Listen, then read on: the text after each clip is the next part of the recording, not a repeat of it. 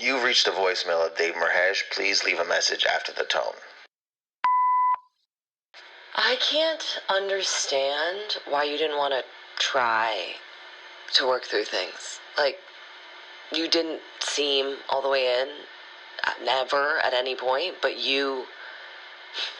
Was it your fear of commitment, or was it that the comedy and acting was more important and you felt like you couldn't have both or work at both? Like, I don't know, but I do know that I loved you and I would have been there with you all the way through. Or when they see you, do they see nothing? Yeah, I wonder if they feel you like I do. Or when they feel you, do they feel nothing? I want you to feel like no one does. I want you to feel like the only one.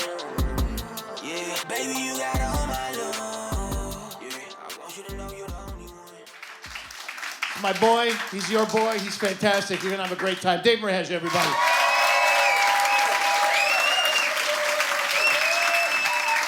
Oh, man.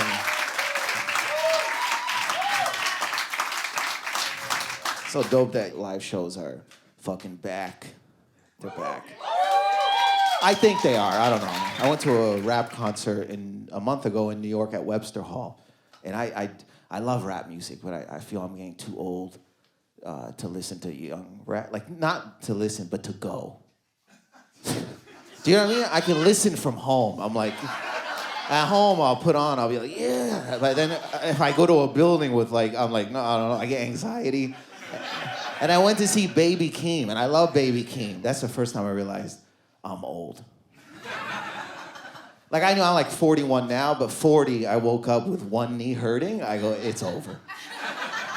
Dude, when you wake up with like one, I don't know how, you're young. When one knee, you're like, I was like, man, I gotta start wearing New Balance. That's what I said. Legit, my knee hurt, and I said New Balance. I went on the internet, and I got 10 pairs. I go, it's time to get, I can't even walk any, you know what I'm saying?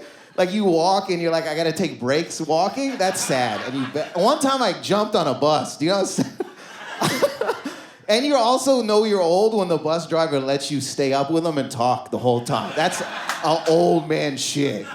Just you and the bus driver, he goes, hey, you getting off here? Stay on. And you're high-fiving him. You do the whole route with him. You're like, this is great, dude. So I'm at this concert, and I'm like, yo, I feel old because everyone is like 19. Even the lighting when I went was hard for my eyes. I almost wanted to find the sound engineer. I go, hey, can you tone it down? There's too many. What's this? It keeps doing up and down. Just give a spotlight. Right? And there was a lot of fog. That's how you know you're old as fuck. You're like, holy fuck, why is there so much fog? I can't see them anymore. That's the first time I felt it in all my body that I'm old. Because I saw all 18 and 19-year-olds. I go, and not that they were I just felt like a father right away. I don't know what it was. I saw them, and I go, I'm a father. I didn't say it, but I remember a kid walked by me. I go, hey, do you have enough water? I said that. I swear, I said that. Like, no one put a gun to my head. And the kid, he was alarmed. He goes, huh? I go, water, are you hydrated? You're gonna go into the mosh pit later. I think this is very key for you. And he goes, stop being weird, fam. And I go, okay. And then I saw this other phenomenon. I didn't know, because I forgot. When I was young, I could leave the house in the winter with no jacket, just a t-shirt. Do you know what I mean? You're young, your mom's like, yo, you need a jacket? You go, fuck you, mom, I don't need a jacket. Heart is purple, I don't need I can beat the winter, right? So much energy and youth. When you're 40, bro, you bring everything. Bro, I brought a bubble jacket, a scarf, mittens. I try to coat check mittens.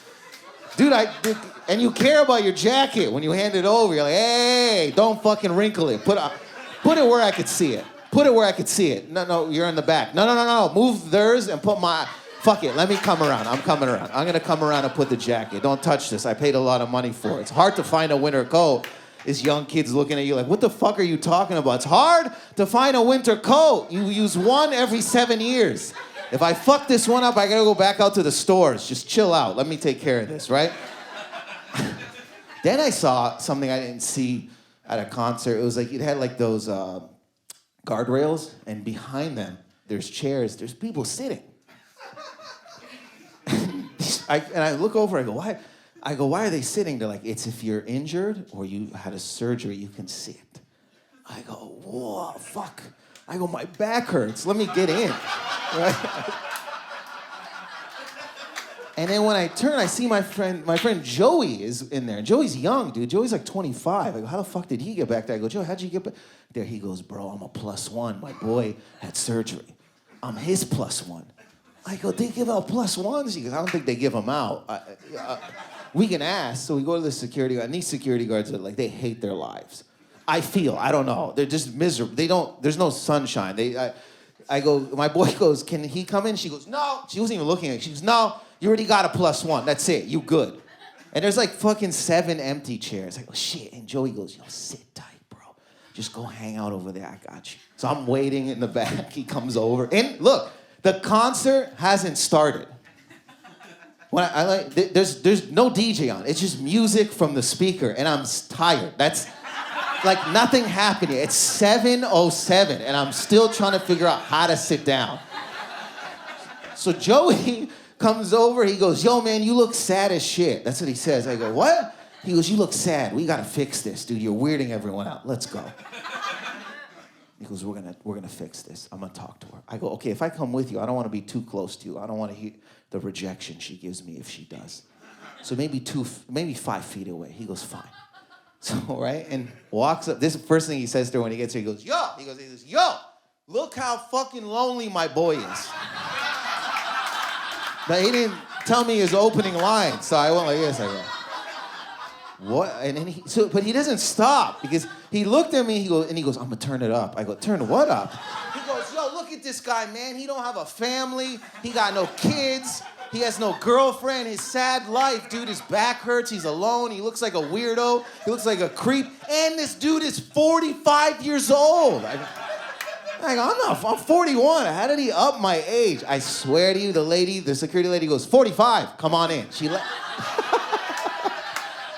And when I went in, she goes, do you want a cushion? She gave me a cushion. Didn't even know you had those. I sat on the cushion like, it's best concert ever, dude. I was like, I love Baby Keem. Keem's great. But when you not tell someone if you're like 41 and they go, do you have a partner? You're like, no. And they're always worried. They go, are you all right? I go, I don't think so, I guess. Now that you say it that way. Like I see a therapist and some Reiki people, but I'm trying to figure out why I'm alone. But look, I'll tell you this, though. Every girl I've been with, every ex, most of them, all of them, I would say, are doing really well in life. Every single one of them, dude. Every single one of them. And this is very arrogant, but I'd like to think that I guided them to the prom. You know what I mean? I was the fuck boy that they went, no. Gotta fix my life. I take pride in that. And I check every month on Instagram. I find them, I look at it, I put the phone up like this, I go, another house, and I put it down, I go, the job's done. This always gets a bad rap, though, and I realized this, is like sides. When someone's a side, you know, like, I'd always hear girls be like, oh, I'm the other one. And I was like, man, that must suck. Then you become the other one, and you're like, this is fire. I don't have to put up with I'm not in the relationship. I'm just lingering. I'm having a good time. You know what I mean? I'm having a good time. I'm doing awful things, but I'm having a good time. You know what I mean? I'm having a good time. I don't have to put up with you know what I'm saying? Like, I'm there for both of them. Do you know what I'm saying? Because she yearns him. That's a different case. She yearns him. She doesn't yearn me. She's just like, maybe, you know what I mean? This is the bad part. But I yearn Steven. That's what the guy's name was. So she'd be like, I don't know, Steven's being weird. I go, have you tried talking to him more? There for her like a coach, right? I'm eating fries. I go, yeah, talk to him. This guy's the best. This guy takes her to her grandmother's funeral. I ain't doing that. I'm just gonna eat her ass at 4 a.m. That's all, and drink wine. That's my duty right there. But also, that's sad when they kick you. That's how you know you're not the yearn for. When they kick you, when they do that and they kick you out, you think you're staying. I don't know if you've been there. You're like, shit, I'll get some pajamas on. She goes, what do you think you're doing? But they never kick you out like looking at you. They're like doing something at their table like this, and they go, "It's time for you to leave." You ever get the "it's time for you to leave" when you try to lay down? You ever fix the pillow and go, and she goes, "I think it's time for you to leave." I go, "Huh?" She goes, "You know what this is. Go," right? And you don't want to go because you're lonely inside. That's the truth. So you're at the door bargaining. You're like, "Fuck, how do I stay? Hey, you want to get coffee in the morning?" And she goes, "We don't get fucking coffee." She goes, "Put your shoes on." You got snow boots because it's the winter. Sad as fuck. You're like, yo, I forgot my chapstick in your room. She goes, you can buy more. There's a 24-hour Hasty Market around the corner. And you're weirding my cat out. Get the fuck out of here. Shit.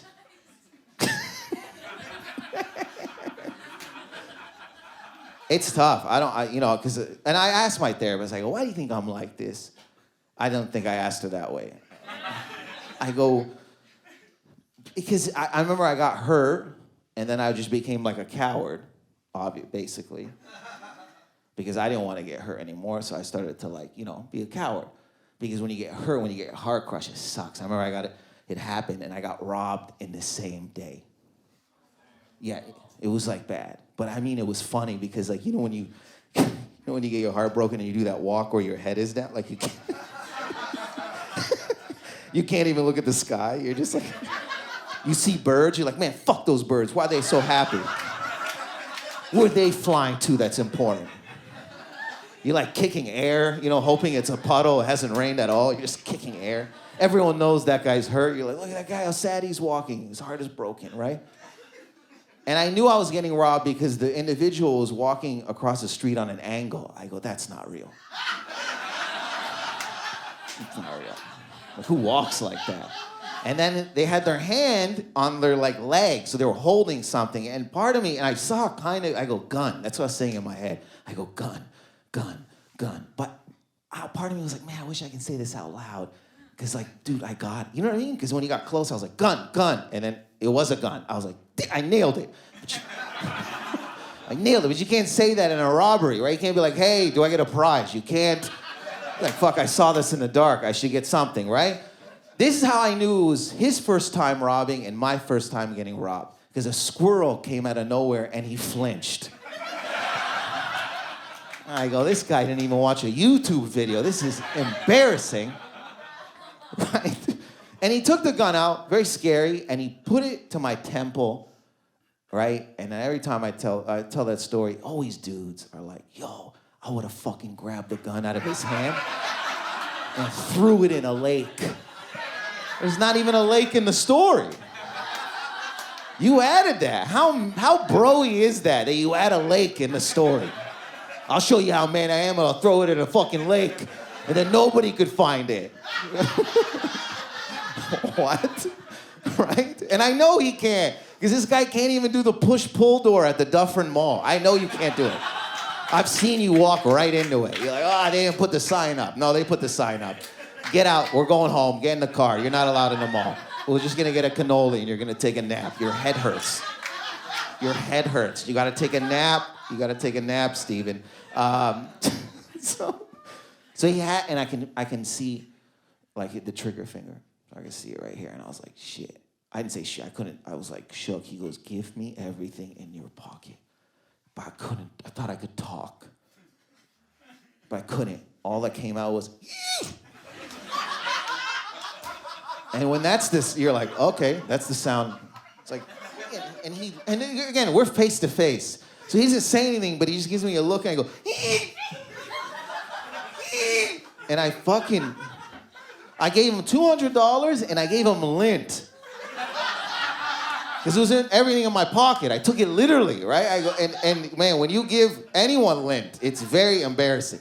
Because when I dropped the lint, he didn't say anything, but he looked at me and then took the gun and hit me in the head. This. Right? And I didn't fall. I thought I was gonna fall, bro. And I was so proud of myself. Because I thought if I ever got robbed, I would fall if they hit me with a gun. But here we are today, didn't fall. I was like, "Yo, I did not fall." But my mistake was when I bounced back up, I gave him a thumbs up. I shouldn't have done that. that really triggered him. And he goes, yo, run or I'm gonna shoot you in the back. And yo, I had Tim's on, unlaced. This guy didn't even give me the props for that. I don't know if anyone here has Tim's. It's very hard. They're heavy as fuck. And I took off. I'm running and I go, yo, I'm dying here. I'm dying. This is Los Angeles. I'm dying in the street, right? And in my head, I was like, yo, you should just try to deflect the bullets. I had no ideas. Obviously, I can't deflect the bullets, but in my head, I was like, try to deflect the bullets. So I just went like this. I went, yeah! Like, I just kept fucking arching my back. Right? Kept arching them. And then I'm like, you know what? Start to zigzag. That's gonna fuck them up. So then I start zigzagging. So how crazy did I look? I was like, yeah! And then zigzag. I never looked back. I just pictured this guy just went, fuck it, gave up, put the gun down, and took a cab home. That's what I thought. He goes, I'll get him next time. That was weird. The first time I was in love was with a girl named Melissa. I grew up in Windsor, Ontario. Yes, and we went to St. Clair College, and you know, she was fire when my boy Will, he didn't even like her. He just came up to me. He was like, you gotta see Melissa. You gotta see Melissa. I was like, Will, you into her? He goes, no, man, she's fire. She's got track suits. It's crazy, right? This is when you like, you know when you like you like a girl, you go practice before you talk to her. You go like home to the mirror and you practice how you're gonna introduce yourself. So I went to the mirror and I was like, my name is Dave. And I go, no, that's too loud, right? And my mom is an Arab mom. She was listening the whole time. So she's like, Habibi. That's all you heard. Habibi, are you all right? Is your stomach, are you sick? Did you eat anything? And I got angry. I was a feisty 21. I go, Mom, I'm in love like this. Leave me alone. She goes, Habibi, we're all in love, but come out. You're scaring me. Do you want me to come in and give you a massage? You're weirding me out. Nobody wants a massage, Lila. Nobody right now, right? But I had to figure out how I was gonna get into this, right? So I talked to Will. I go, you need to introduce yourself to her friend zone yourself so we all can hang out, the four of us. He goes, what? I go, please do it. I need this. I like her. He goes, fine. So he does it, like a true best friend. So now we're sitting at his house, the four of us watching Armageddon. I don't know if you remember Armageddon. Remember Armageddon? He was so jacked about it. The fucking Bruce Willis gave up his life. Remember he put his hand on the glass? I'd never do that. That's a hero right there. I'd be like, bro, man, you can just find another girl. But we're sitting on the couch, me and Melissa like this, and our hands graze. You know, when that hand, like they finally graze, and I can feel it in my chest. The butterflies, they're just fucking, and I wanted out loud to be like, I like you a lot. I want to buy you a house, but I have no money. We'll squat. That's what I wanted to say. But, like, I don't know if I said it, but she's your boyfriend. But I didn't care. Yeah, I didn't care. That's the only time I never cared. I still, even now, to this day, I don't care. That's how much I liked her. I don't give a fuck. Right? But we couldn't go anywhere. I had my mom's Ford Green Tempo. So we'd have to drive around Windsor and find parking lots. And this is how I justified that I wasn't doing anything wrong. I never had sex with her. We just dry humped. You can laugh for real if you want. You don't have to hide your laugh. I thought you hid your laugh. That's right. And we dry humped, bro, proper. Like not like whack, not like aggressive, like sensual, right? The windows got fogged up. Our hands were touching each other, right? We're putting our hands on the car like this, right? But we didn't know there was a security guard watching the whole time. The security guard knocked on the window and he goes, roll it down. I roll it down. And he goes, what are you doing? I made the mistake of being too honest, so I start telling him the truth about everything. So I go, hey man, I like her a lot, but she has a boyfriend and we have nowhere to go. So we're dry humping because I don't want to have sex with her because I think I'm not doing anything wrong if I don't do that. But we're being passionate and that's why we're fogging up the windows. He looked at me and he goes, man, keep doing what you're doing, and walked away. This is the wild part. He came back with 2 ginger ales. I don't know why. He goes, you might need these. You look parched. That's what I remember him saying. But she told me for months she was gonna leave him, man, and I believed her. So one day I was like, we have to deal with this, so let's meet at Tim Hortons. We went to Tim Hortons, we sat down, and she looks me in the eye. I was like, so you gonna do it? And she goes, I can't. She starts crying. Like, I don't know how she, and I go, shit, I wanted to cry. You can't have double cry. So I had to sit there and eat a donut I bought aggressively. So she's like, and I'm like, right? And I go, maybe, I was just very mad. And she didn't. But I had nowhere to go. My dude friends weren't gonna help me. I can't go to my Middle Eastern parents. They don't care. They don't care. They can't. I remember I walked in and my dad goes, man, what's wrong with your face? That's what he said. I go, a girl broke my heart. He goes, everything's broken, man. The lamp, the car, my bank account because your mother took everything from it. You can't. Remember this guy, this guy still to this day. I remember one time, he picked me up from a girl's house in the morning. I get in the car, he looks me in the eye, he goes, hooker? True story. I go, what? He goes, hooker, man. What are you with a hooker? I go, Dad, you don't be with a hooker and stay over all night and then have breakfast in the morning. This guy looked me in the eye and goes, maybe the business changed, and drove off. Maybe it did. Then I moved from there and I moved to Toronto. This is like 14 years ago, and I met this beautiful lady named Elizabeth. But I got little attention from stand-up because when I was in high school, I was hella ugly. I had buck teeth, I had headgear, I had an overbite, I had 3 warts on my eyes.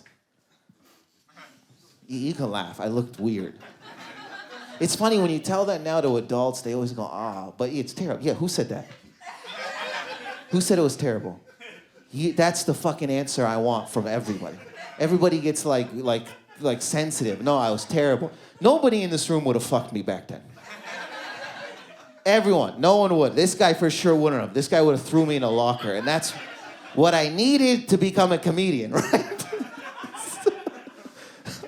But so when I met this girl, we dry humped the first time. We spent the night together. But look, my dry humping had elevated from college.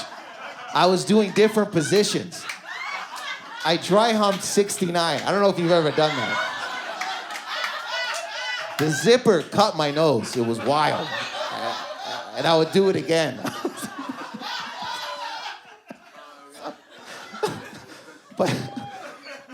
But she was dope though, but she was very there's a lot of reasons it didn't work out, but she was very sexual.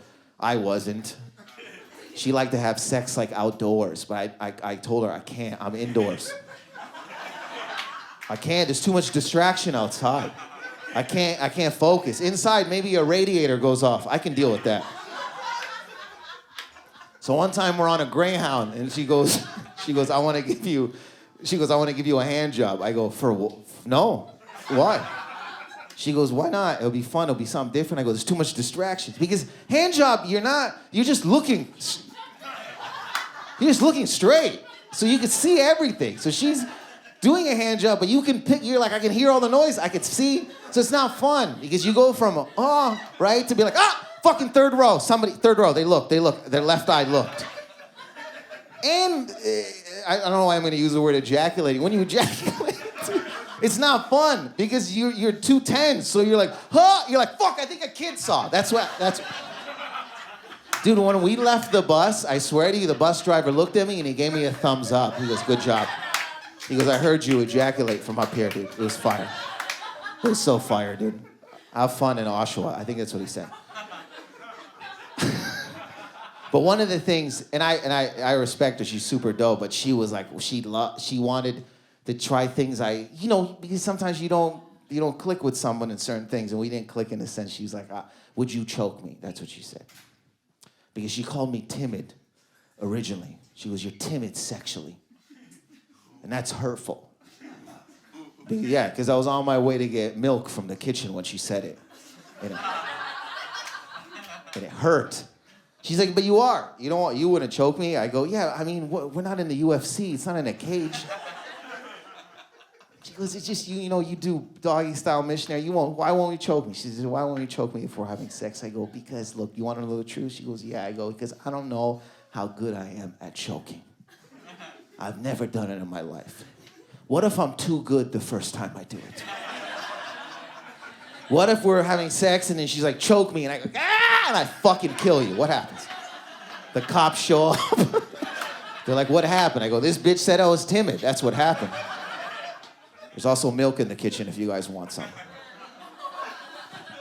I'll tell you why. The last thing I'll tell you why is like it got super toxic, and this is the final chapter of why it like fell apart. We were in Windsor, me, her, and two of my buddies. We were partying. I see a girl in the club that I haven't seen in a while. She takes I give her my phone, and she's like, "Here's my number." I shouldn't have done it. I didn't know I didn't know she was watching, but I can feel her energy. I go, "This was a mistake."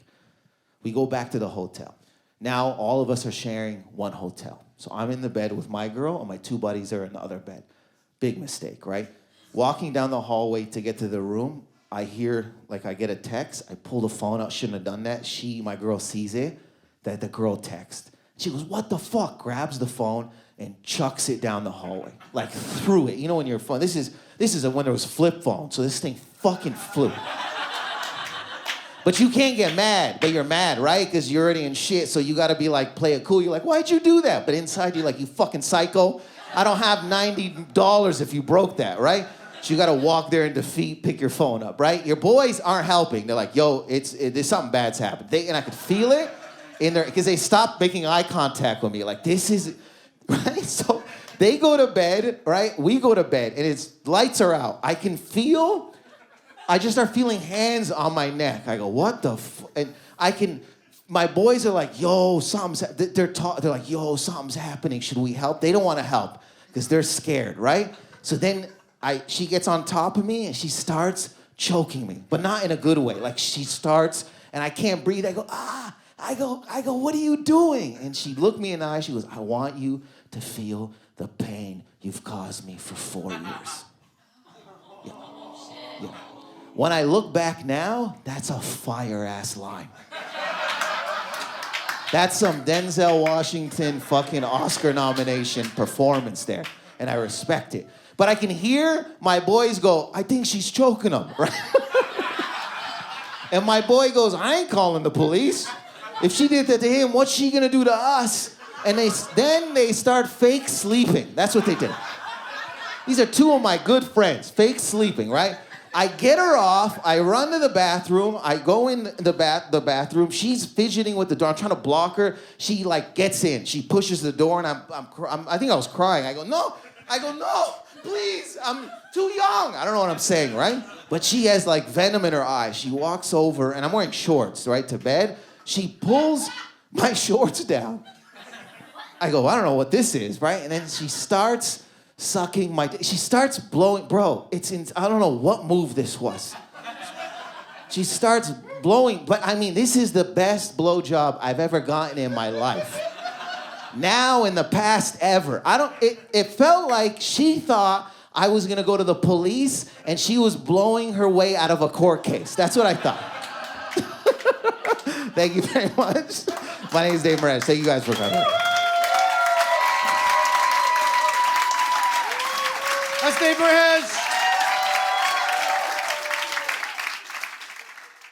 You want to, you're in a relationship with someone and you want to be not that they need you to be strong all the time, but I mean, they don't want you to be so down on yourself or miserable or hate yourself or anything like that. So you kind of hide it for a while. You kind of hide who you are for a while because, when people, and they want you to be vulnerable, but I feel if you're to an extent further, you get past this, you go to this, I feel true vulnerability, if you were yo, I'm gonna be super real with you, and you start to really explain your why you hate yourself or your pains or how depressed you are. I don't think it's attractive. It's I think people are It's like when someone's like, "Hey, how's your day?" And then you really tell them how your day is, and they're like, "I didn't want to know any of that. I think it would have been better if you just said I'm not feeling good." So I feel sometimes I would just hide that because I was like, I don't want that person to leave.